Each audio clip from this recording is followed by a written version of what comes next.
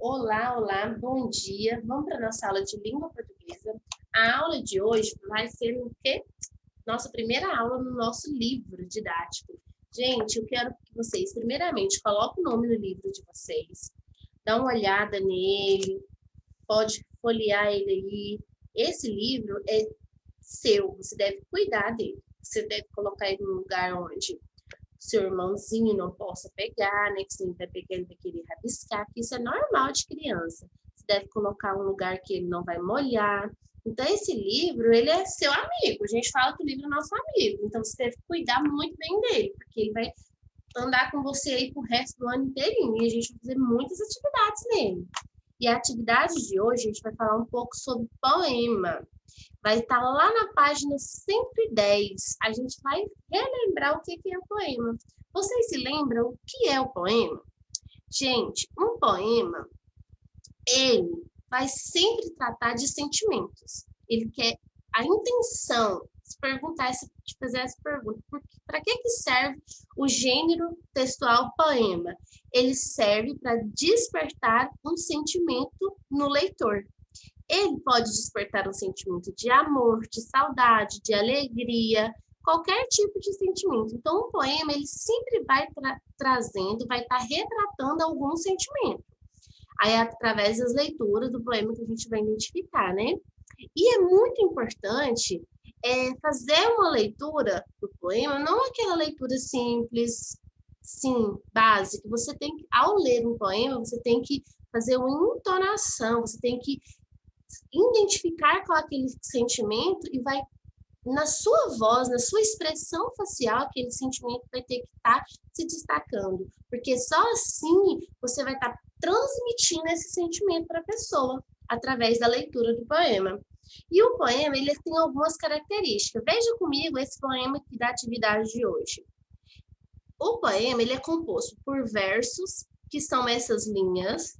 Anote bem, os versos são as linhas, são essas linhas, são chamadas de versos.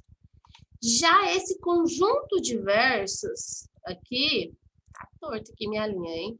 Esse conjunto de versos, ele é chamado de estrofes. Essas estrofes é o que vai formar esse poema, né?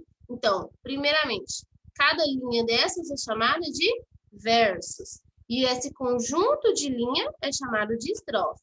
Se nesse poema aí tiver a pergunta quantos versos, você vai contar a quantidade de linha. E quantas estrofes? Olha aqui, ó. Esse aqui é um conjunto de estrofe. Essa aqui é 1, 2, 3. Nós temos 4 conjuntos de estrofe nesse poema, não é mesmo? Então, isso você tem que observar, porque é a característica de um poema. Todas as estrofes possuem as mesmas quantidades de versos? Não, não são todas as estrofes que têm as mesmas quantidades de versos. Por exemplo, nesse poema, as estrofes têm as mesmas quantidades? Não tem, né? Essa primeira estrofe, aqui, essa primeira, ela vai ter 1, 2, 3, 4, 5, 6, tem 7 versos. Já a segunda vai ter 1, 2, 3, 3 o quê? Isso, 3 versos. Então, meninas, na atividade de hoje, vocês vão perceber que esse poema aí, ele vai estar retratando algum tipo de sentimento. Vamos fazer a leitura junto? O passarinho e o espantalho. Quando se aninha num coração de palha, um passarinho, o seu canto se espalha aquecido, e o espantalho, com a alma repleta de voos, desperta querendo gorjejar.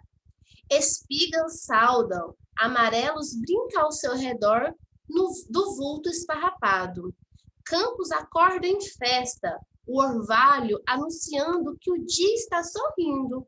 Quando o sol se espreguiça e o passarinho vai embora, o espantalho se entristece com o ninho vazio no peito, mas o dia gorgueja em seu lugar. Aqui nesse poema, está falando, né, de um dia que está começando e o passarinho está onde? Está num espantalho. Vocês sabem o que é espantalho? Espantalho é um boneco que eles colocam lá na fazenda para espantar alguns passarinhos que vêm comer a plantação, que vem destruir as plantações, né? E esse passarinho, ele está onde?